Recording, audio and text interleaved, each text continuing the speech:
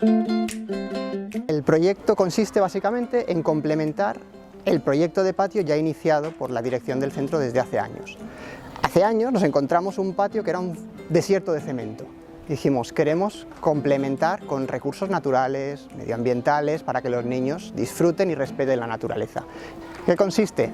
En unas mesas con banquitos para colocar en una zona que no tiene nada, para que los niños disfruten de ese horario de merienda durante el patio, el picnic, y unos puntos de reciclaje consistentes en separar residuos, el plástico, el rechazo, porque ya el papel y la materia orgánica lo hacen en las clases. Muy importante sobre todo para la concienciación de los peques, que vean que poco a poco vamos poniendo más zonas verdes en nuestro colegio, que vamos a poner un mobiliario gracias a este premio que es un mobiliario de plástico reciclado, que podemos hacer una segunda vida de lo que ya hay, para que el centro sea mejor para nuestros hijos y tener una cohesión muchísimo más íntima y buena con dirección, que al final pues, son los que están con nuestros hijos y quieren lo mejor para ellos, así que es un poco unirnos para fomentar naturaleza, el medio ambiente y una educación para el futuro responsable, que és tan importante en los tiempos que corren.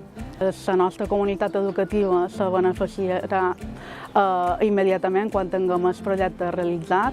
La nostra intenció és crear una taca d'oli cap a tot el municipi, que totes les AMIPAs i equips directius, centres educatius puguin posar de la seva part per poder fer efectius uns projectes com aquest, que són ambiciosos, però valen la pena per una millor qualitat del nostre municipi.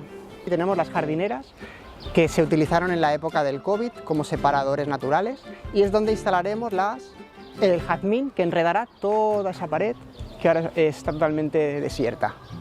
Dará sombra y naturalidad al patio. Soy Daniel Miró, presidente de la Asociación de Madres y Padres del CEIP Son Ferrer.